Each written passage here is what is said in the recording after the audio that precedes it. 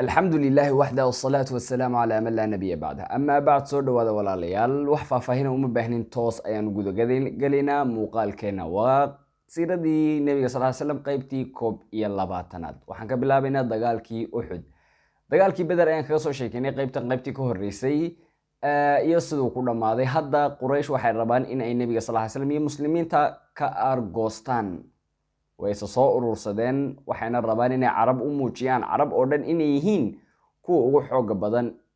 cidi aynan mari karinin subhanallah waana cadeysaan bay dhahan carab oo dhan inaad idinku ugu xoog badan tihiin maxamed iyo colkiisana magaranaysa aad ka soo adkaataan oo aad soo leysaan kunnin ayuu nabigu sallallahu alayhi wasallam diyaarsaday oo la dagaalama 300 oo kamid ah abdullah ibn salul waa kii dhegta ka waswaasiyay munaafaqaasi oo waa kuwii ka soo noqday 700 ayaana nabiga sallallahu alayhi wasallam markaas mashraxa ama masraxa lagu dagaalamay la aaday 300 ee soo noqotay waxay magaranaysaa raadayn aad u weyn ay ku reebeen muslimiinta intii kale ee nabiga sallallahu alayhi wasallam la dagaalamayay ka horba inta nabigu sallallahu alayhi wasallam riya ayuu arkay oo uu ku riyooday riyadaas oo ahayd isagoo dirac hadeeyay dirac magaranaysaa gaashaanka lagu dagaalamay safety waxa la iskaga dhigi jiray hadeeyay iyo wuxuu arkay isagoo safety ay afka hore ama korka ay ka jabtay waxa kale arkay 70 saac oo la qalayo subhanallah riyadaasna nabigu sallallahu alayhi wasallam wuxuu ku micneeyay in diracan magaranaysaa hadeey uu yahay ay tahay magaalada Madiina mindidiisan safety ka safety-sa afka hore ama korka ka jabtayna ay tahay qof nabiga sallallahu alayhi wasallam ku qaaliya ama ahlu beedkiisa kamid ah in uu dagaalka ku dhiman doono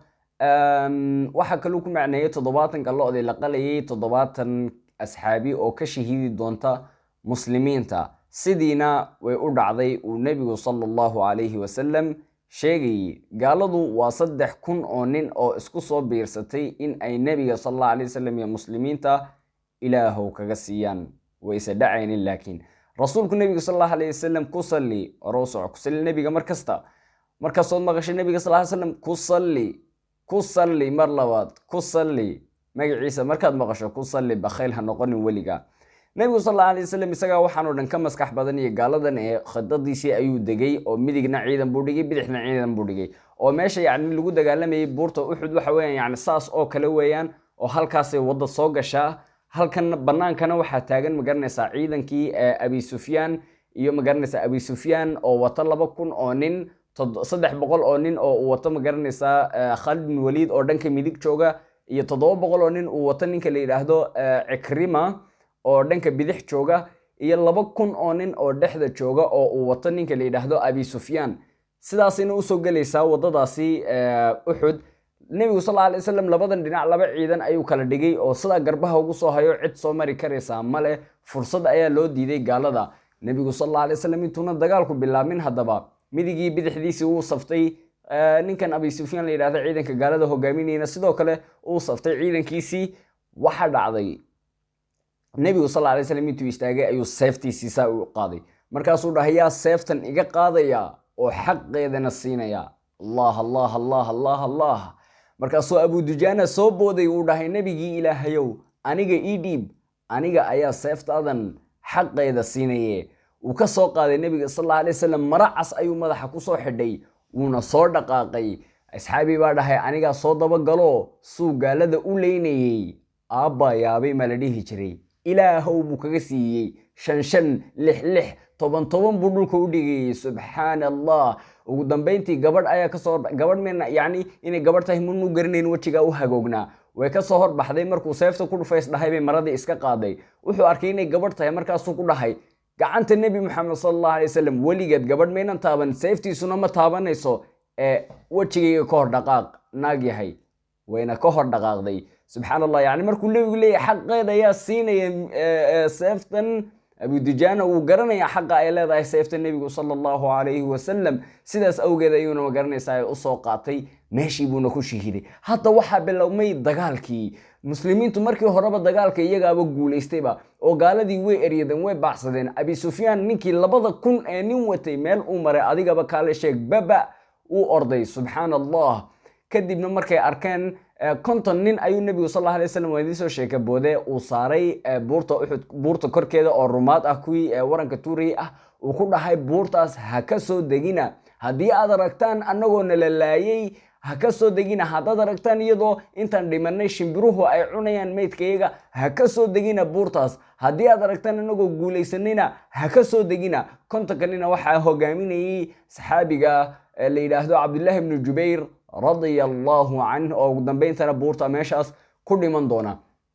markii ay muslimiinta ay magaranaysaa baacsadeen raggii gaalada ahaa,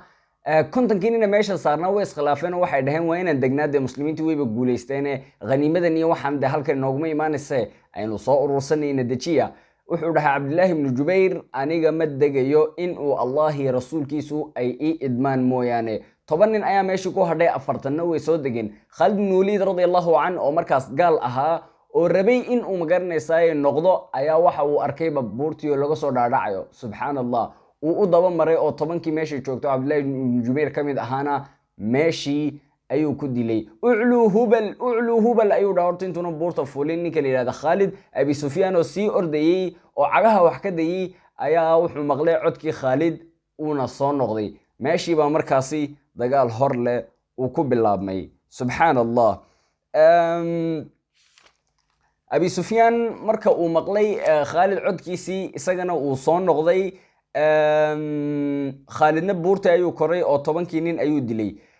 buurta markii la koray, muslimiinta magaranaysaa meeshii ay ka adkaayeen, magaranaysaa yani wada laga soo galo la helay. ilaan markii hore meel ay ka soo maraan ayay gaaladu la-ayeen muslimiinta. iminka waxay heleen wada laga soo galo, soo maaha, way soo dhex galeen. nin ka mid ahaa gaalada ayaa wuxuu aad u arkayey xamza iyo cali radia allahu canhum wa ardaahum oo magaranaysaa gaalada markay leynayeen qaa'id, yani gaalada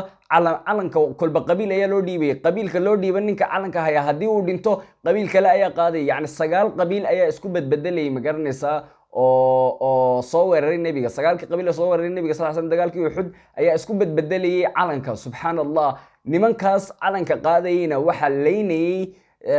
ninka la yidhaahdo cali radia allahu canhu iyo ninka la yidhaahdo xamza asadullah radia allahu can. labadaa nin ayaa aad u leynayay. waxay ku leeyihin gaaladu waxaaban u malaynayniba hogaamiyayaashayada inay iyagu yihiin. subxaan allah, sida geesinimada le intay nagu soo dhex galaan ay qaa'idka kow kaga siinayaan. haddaba qaa'idkii muslimiinta oo ahaa magaranaysaa muscab ayaa la rabaa inaa la dilo, oo magaranaysaa ninka la yidhaahdo ibnu qamiya oo markaas arkaya xamze iyo cali say u dagaalamayeen kuwa calanka sidana ay magaranaysaa u dilayeen. hadda wuxuu rabaa inuu ka aargoosto. seef buu soo qaado, muscab oo calanka haya buu gacanta halkaa ka jaray, gam. calankii baa dhacay, gacanta bidix buu ku soo qaaday, gacantii bidixna uu ka jaray, gam. labadaasaa usoo hadhay garab magaranaysaa. ku soo qaad buu isdhahay, calooshuu ka taagay. marka ninkan ibnu qamiya la dhaho wuxuu malaynayaa in uu muxamed dilay sala allahu calayhi wasalam, oo weligii ninkani muxamed muunan arkinba. wuxuu markuu ninka calanka hayay oo muscab ahaa uu dilay, gacmaha ka gooy uu dilay, wuxuu u maleeyay inuu muxamed dilay. wuxuuna dhahay maata muxamed, isagoo qaylaya. wuxuu dhahay maata muxamed waa uu dhintay. kadibna asxaabtii qaar baa orodkay qaadeen ku galay magaalada madiina. subxaan allah. kadibna nebiga sal alla alay wasalam waxaa ku soo hadhay meeshii 20 nin ayaa nebiga sal alla alay wasalam usoo hadhay, iyo hal gabadh oo la yidhaahdo nasiiba bintu kacab ama umu cimaara. gabadhaas iyo magaranaysaa 20 nin keliyata ayaa usoo hadhay nebiga sal slam, oo magaranaysaa isku hareereeyey oo nebiga sal alla alay wasalam ilaalinayey oo la joogay oo magaranaysaa naftooda u hurayey. طلحة رضي الله عنه سور النبي صلى الله عليه وسلم نفتيسه وهري waranka iyo waxa dhacay intuu ka foorso nabiga Ilaahay oo nabigu foorsado ayuu gacantiisa u dhigay waranku halka intuu ka galo halka kale ka baxay. subhanallah uu nabiga sallallahu alayhi wasallam saa gaashan ugu ahaa u ka ilaalinay in ay dibi gaadho. Allahu akbar. waxa dhacday Cimaara ayaa waxay aragtay ninkii ibnu Qamiya ahaa oo kusoo aan iraahde Anas ibnu ninkii ibnu Qamiya ahaa ninkii ibnu Qamiya ahaa oo kusoo wajahan ay aragtay nabiga sallallahu alayhi wasallam. markaas ninkan nin xoog weyn ayuu ahaa. nabiguna sallallahu alayhi wasallam laba nin ayuu la dagaalamayaayo in yar xoogaa yar buu u jiray way u dhawaaqday yaa rasuulallah yaa rasuulallah uu maqli waayey markaas ninkii soo hor istaagtay ay ku dhahday nabiga iima dhaafaysid noo banee buu ku dhahay way u banayn weeday kadibna halkaas ayuu seef kaga dhuftay mar kow gam mar labaad mar saddexaad markaasay dhulka ku dhacday inankeedii yaraabaa ku soo orday markaasuu ku dhahay hooyo hooyo markaasay ku tiri orod nabiga guule aniga waxba ma garanaysay ima gaadhayaane subxaan allah sida nabiga sal ly slam ay ugu tadxiyeynayaan aan idhaahde naftooda subxaan allah say naftooda ugu hurayaan nabiga sal ly slam waa gabadh subxaan allah hooyo ah weliba say nabiga sal lay wasalam nafteeda ugu huraysa bal eeg kadibna nabigu sal lay wasalam wuxuu ku dhahay markii ma garanaysaa ninkii meeshiibuu ku dhintay ibnu qamiya wuxuu ku dhahay nabigu sal allahu alayh wasalam wallahi inaki ta'lamiina ya ummu cimaara waad dhibtoonaysaa markaasay tiri nebigi ilaahay haa waan dhibtoonayaa laakiinse waxaan u dhibtoonayaa waxaan rabaa in aan jannada rafiiq kugula noqdo markaasuu ku dhahay adiga iyo aalu beytkaaga oo dhan rafiiq ayaad igula tihiin jannada adiga iyo aalu beytkaaguba yacni adiga iyo ma garanaysay dadka qaraabadaada oo dhan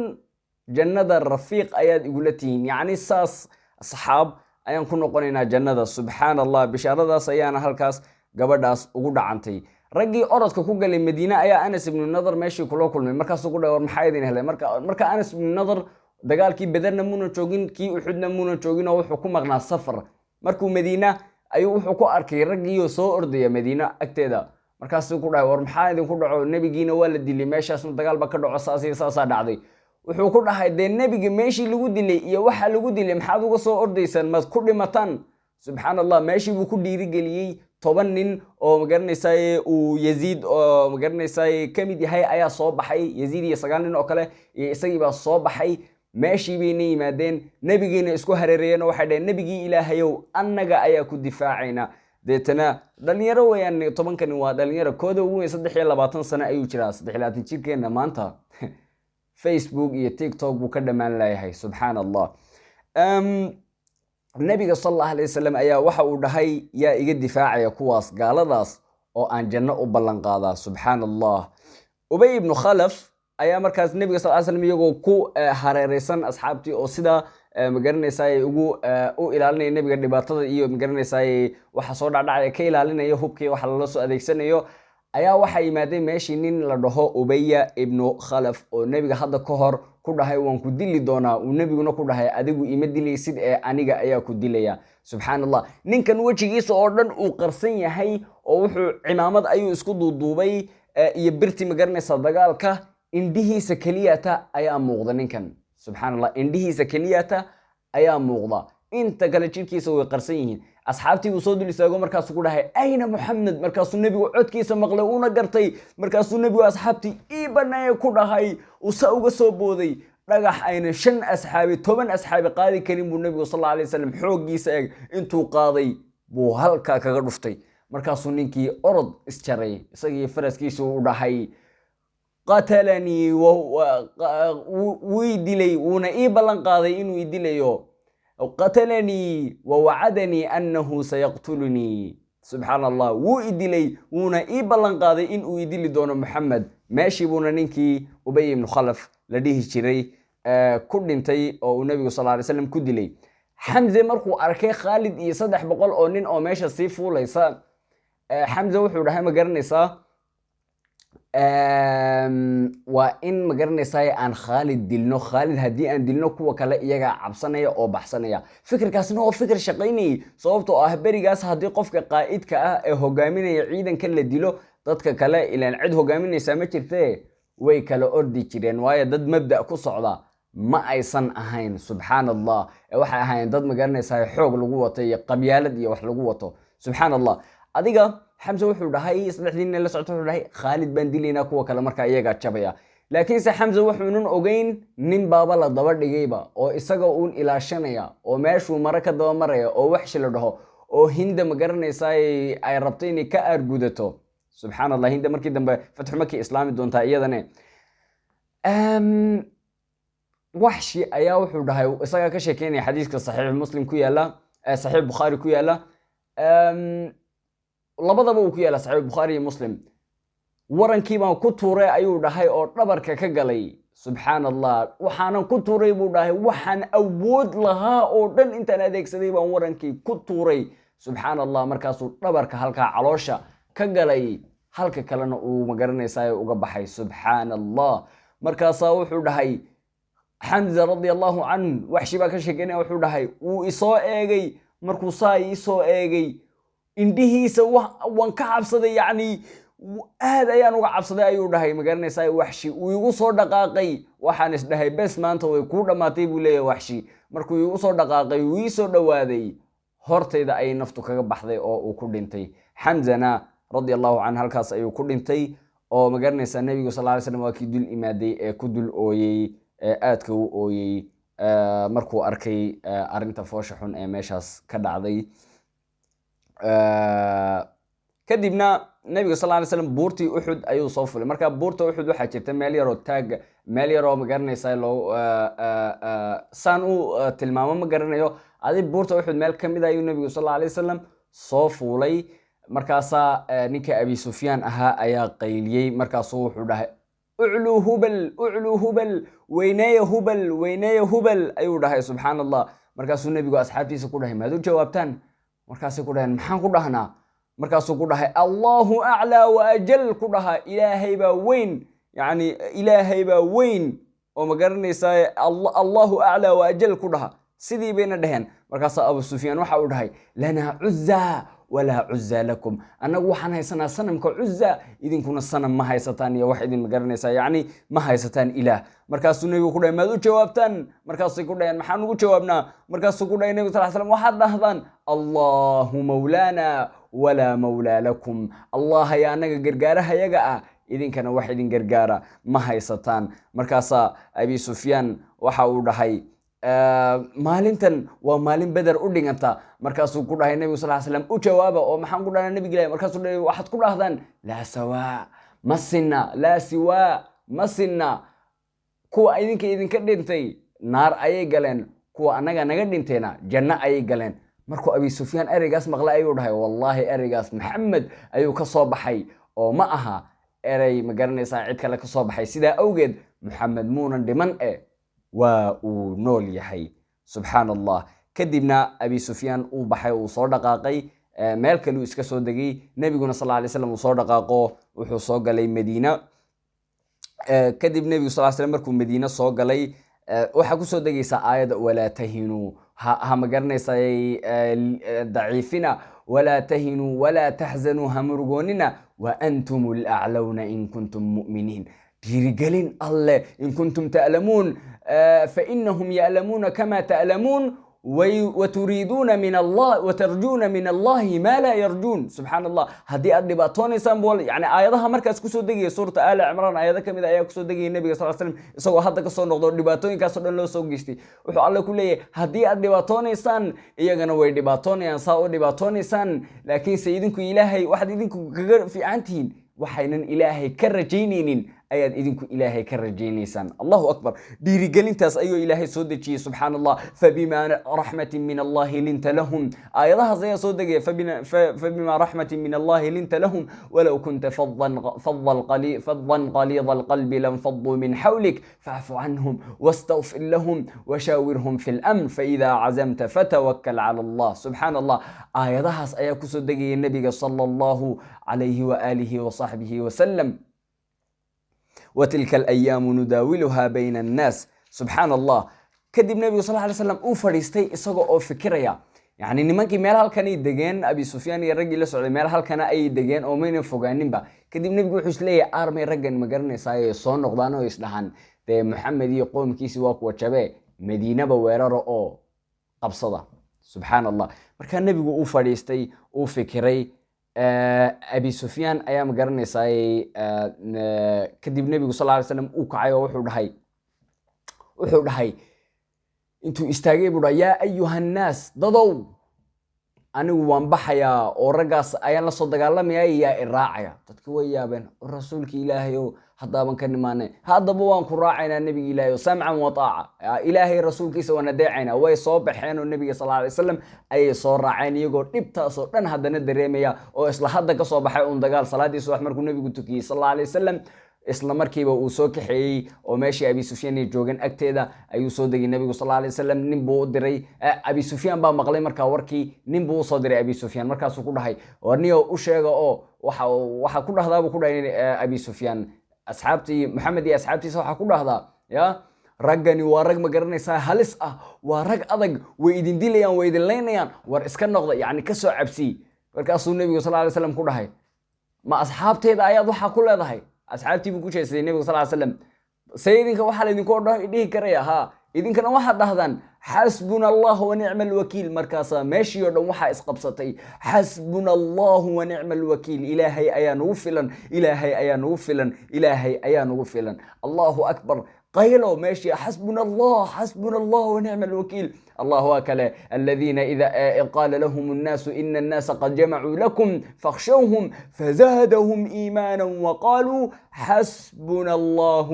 ونعم الوكيل نكي بكون نقضي مقرني ساي أبي سفيان وأشياء وحده ورجل مقرني ساي محمد وطو رج مقرني ساي دير كوتجي معها كدم النبي صلى الله عليه وسلم نل لديه شري معبد ابن أبي معبد ومقرني ساي مسلمي سقرسني أو كل شري أبي سفيان كوحديسة أيها الله يويا رحي والله ويا ري كدم نواكي كلها النبي صلى الله عليه وسلم أتوقع واحد كلها رجع أنا صاركي وأنا رج حوجن وأنا رج ديارسن ومقرني ساي ديجنا عبان صباحه اسكن نقطة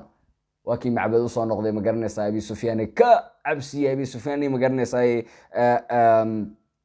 محل رها قوم كيسي كوي لسعوديبة الله أكبر كذبنا النبي صلى الله عليه وسلم وحسوا قاعد ورأه إن خالد الهبلي ومقالة مكة رج ورصدي ورب النبي صلى الله عليه وسلم إن أوديله النبي صلى الله عليه وسلم أياد هاي وريا نيكا كركي سيجينيا أو جنة مقرني سياني أنا أنو بلنقاضا وابلو ده استاجيبه كدبنا عبد الله بن أنيس أياد هاي أنا النبي إله وتطبيع لا تنشب كنا مانتا مرء تهريبة إيو مرء هياسة إيو مرء كلاب آذى إيو مرء مقرني ساي هول فنان عمره أيو كتيرا تضبي لباتن سنة تشير نبي يسا صلى الله عليه وسلم أيو النصرين يا ورباينو قوليو عدو جيسنا وصودلو سبحان الله كدبنا عبد الله بن أنيس أيا صوبحي نبي وحو قرأي نبي إلهيو إيشاك لبا أستامود أو نينكا كوكرتو وحو دحي النبي صلى الله عليه وسلم نينكاس مركاد أركتو كأنك إنا دركتي كأن إنا دركتي إبليس شيطان إنا دركتي سبحان الله ويان أستانت لبادنا وانيق قبياء وشاعرة انتي بسوقاتي مقالدي مكو إمادي كدي من إسوا يعني اسكالي وقف وحرادين يا كدي مركو ماشي إمادي وحو دحي مقرنيساي محمد بدو تشنيسان أنيقا أيا مقرنيساي إن كان نعب محمد انت دينكو نعبتين وقل نبيقو مركا هورا انتو نصابحين كودا نبي إلهي وهدان نكا سودي ليو إي أقلو إن مقرنيساي عديق آن وحكاشيغو نبيقونا وقلادي صلى الله عليه وآله وصحبه وسلم كدبنا وصوبحي oo magaranaysaay meeshii buu imaaday isagoo iska dhigay magaranaysaa nin wax raadinaya kadib wuxuu ku dhahay maxamed haddaad rabtaan inaad dishaan aniga ayaa idinka nacab maxamed intaad nacabtihiin in ka badan aniga ayaa nacab maxamed subxaan allah kadibna meeshii lagu shireeyey buu iska fadhiistay markii la kala tegtegayey ayaa magaranaysaa khaalid alhubali uu dhaqaaqay markaas ku dhahay khaalid oo macaaw adiga ma kula seexan karaya sabab anigu waxaaban hayba sayidul qowm ninkii qoomka dhan hogaaminaya baan sidii la seexanaysa warood meelahaagaa seexo wuxuu dhahay maya anigu waxaan ahay gabyaa oo garanaysaa caawa bal waxaan rabaa inaan isla gabgabayno markaasuu ku dhahay mad xafidsan tahay gabayada mise waad aliftaa markaasuu dhahay labadaba kadibna bal eray igu dhig kadibna laba magaranaysaa gabay yar oo tix yar buu u tiriyey kadibna wuu jawaabay haddana wuu tiriyey haddana wuu jawaabay uuba ka helayba uu ka haystay gurigiisuu geystay ibnu kathiir waxa uu leeyahay habeenkaas waxay ahayd habeenkii ugu magaranaysaa khayrka badnayd ba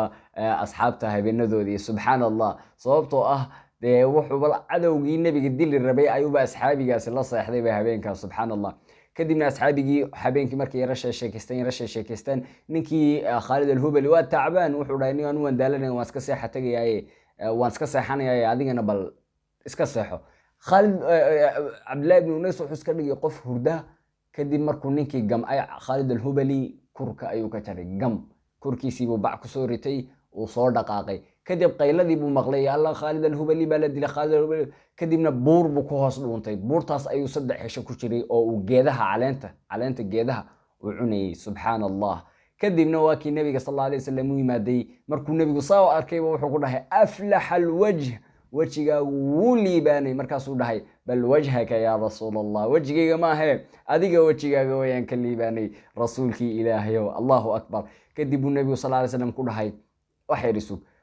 uu baxay qolkiis gurigiisu galay waxbuu raaradiyay waxba uu waayay nabigu sallallahu alayhi wasallam waxaan ka ahayn ushii buu soo qaado ku dhahay hoo ushan markaasuu ushii qabsaday Abdullah ibn Unays markaasuu ku dhahay nabiga ilaahay ma intan kaliyata markaasuu dhahay may inta kaliyata ma ahe jannada ayaad ushaadaas ku dhex tukubaysaa oo ma garanaysaa ay ku dhex wadanaysaa inta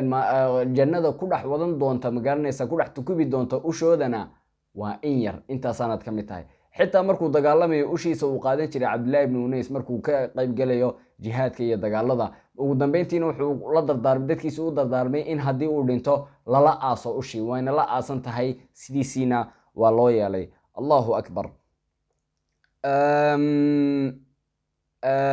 qabiil ayaa nabiga sallallahu alayhi wasallam u yimaaday oo dhahay waxa rabnaa in quraanka nala baro 10 nin ayuu nabigu raaciyay sallallahu alayhi wasallam 10kii nin bay laayeen adiga qaar way laayeen qaar waa ma garanaysaa way laayeen adiga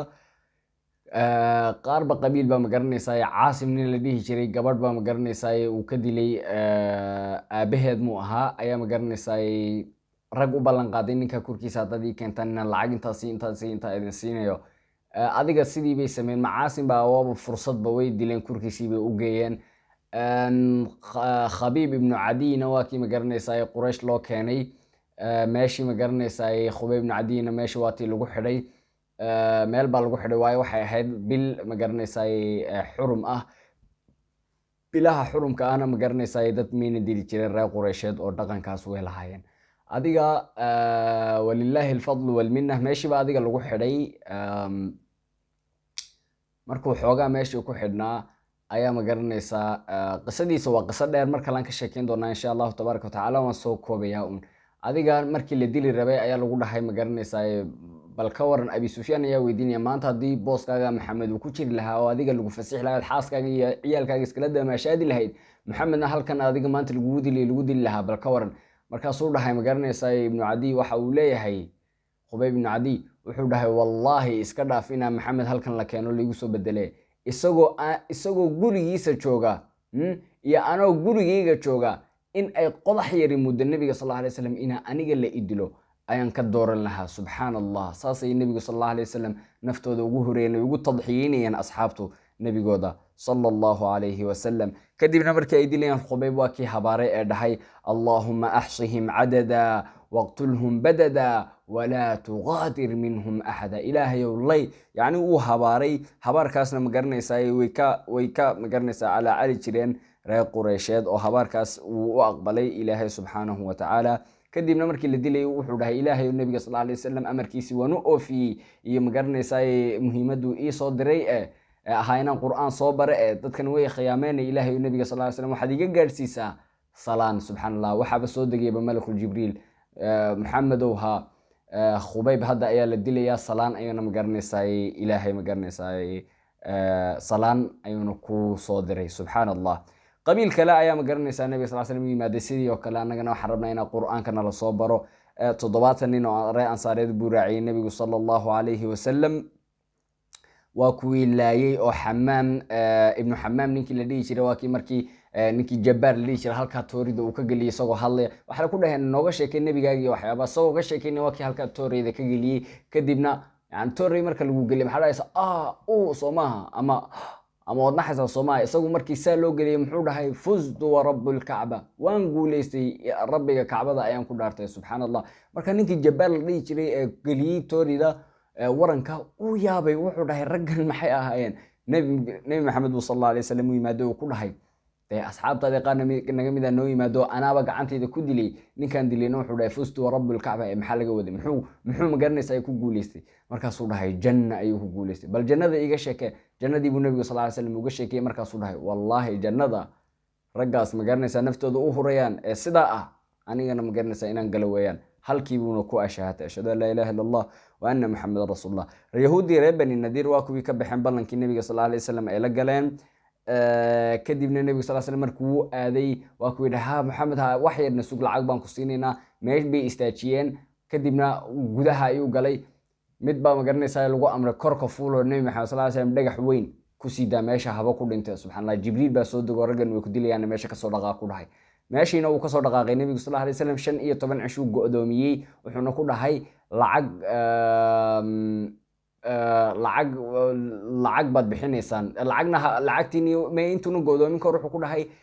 lacagtiini iyo maalkiini wixiina qaata magaalada madiina uun ka baxa. yani magaalada madiina uun iga baxa,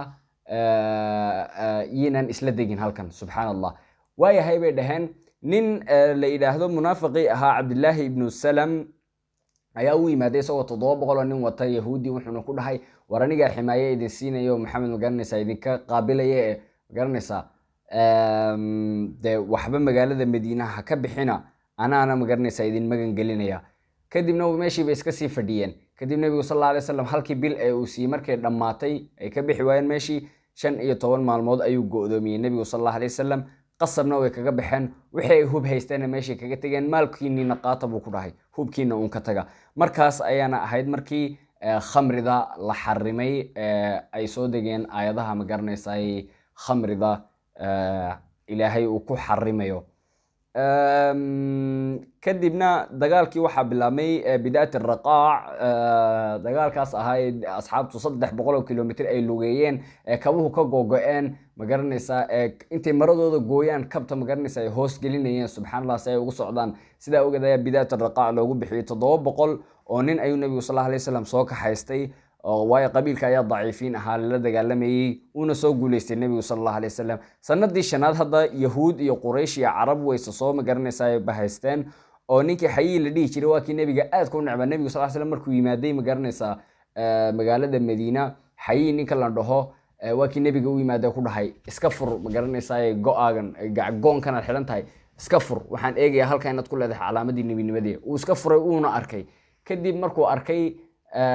uu iska soo dhaqaaqay. qoomkiisii buu yimaaday. yahuudi ayuu ahaa. qoomkiisii markuu yimaaday bay ku dhaheen ahuwahu, ma isagiiba? markaasuu dhahay huwahu, yani waa isagii towraad lagu sheegay calaamadihii iyo wixiina uu leeyahay. wuxuu ku dhahay markuu nebiga sallallahu alayhi wasallam baalka ka qaaday, aabbahaadoo yar ma dhinto yatinimo ma kusoo kortay? ha. adeerkaa ma kusoo bahlaya? kadibna sidaa ha.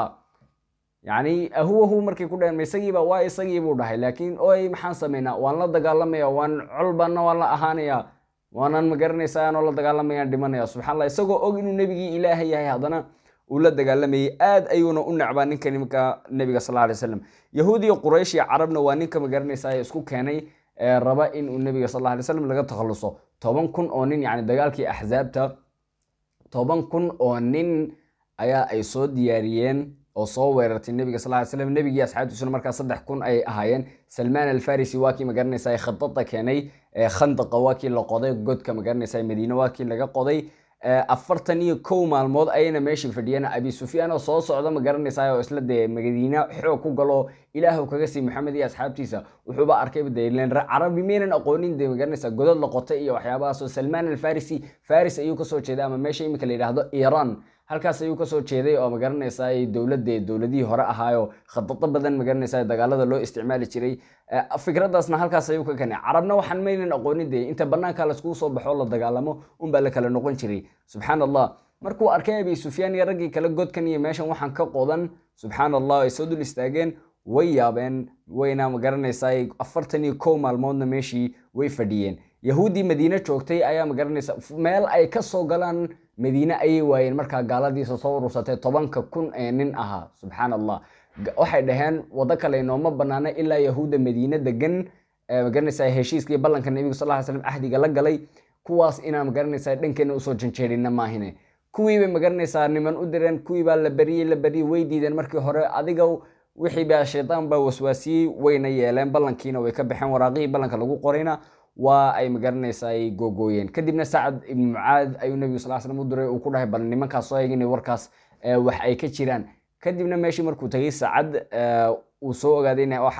warkaasi uu xaqiiq yahay, nebigu sallallahu alayhi wasallam aad ayuu u duceeyey. nimankii axzaabtii wixiina waa kuwii dee magaranaysaa 41 cisho markay meesha joogeen dee meel ay ka galaan nebiga sallallahu alayhi wasallam iyo madiine ay waayeen, way iska noqdeen oo ilaahay baa dabaylo iyo usoo diray magaranaysaa geedaha iyo dhagaxaanta la dhacaya subxaan allah, oo meeshiibaba magaranaysaa ay ku dhibaatoodeen. subxaan allah, wayna noqdeen. kadibna intayna noqon ka hor Xudayfa ayuu nebigu sallallahu alayhi wasallam u diray oo uu ku dhahay orod bal nimankii soo eeg. nimankii waa kii soo eegay magaranaysaa iyagoo tabaalaysan. qisadaasna waa qiso dheer.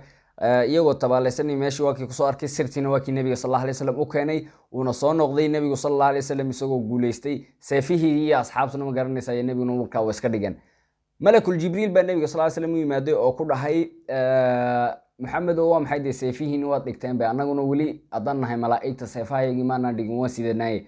markaasuu ku dhahay maxaa dhacay, oo markaasuu ku dhahay ku noqdo qabiilkii idin khayaame ee yuhuudda ka mid ahaa. sacad ibnu waxay dhaheen magaranaysaa, wuxuu nebiga sallallahu alayhi wasallam markuu yimaada waxay dhaheen maxamed oo adiga nama xukmin karaysid, sacad baanu ku kalsoonahay, sacad hana xukmiyo. waa kii sacadna markaa dhahay hala dilo raggooda,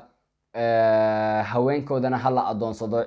iyo ciyaalkooda. subxaan allah, sidiina waa tii la sameeyey. nebiguna waa kii sacad ku dhahay xukunkii ilaahay ayaad marisay sacadow raggaas. allahu akbar. halkaas ayna ku dham tahay maanta siirada qaybteedan 21. allah idin sharfo, meel walbo joogtaan allah idinku asturo. ilaahay dartii baan idin jecelahay. waxaan iminka noo hadhay magaranaysaa 2 qaybood keliyata insha allahu tabaaraka wa tacaala. labada qayboodna sidan haddaan ula soo raagay kan ula soo raagi maayo ee waan soo dedejin doonaa. salaadii subax ayaa hadda wax yar ay iga harsan tahay. allah idin sharfo, ducadiina ha naga ilaawina. hore u socda ku saliya nebiga xilligay idin tahay oo nuuri. asalaamu calaykum waraxmatullah.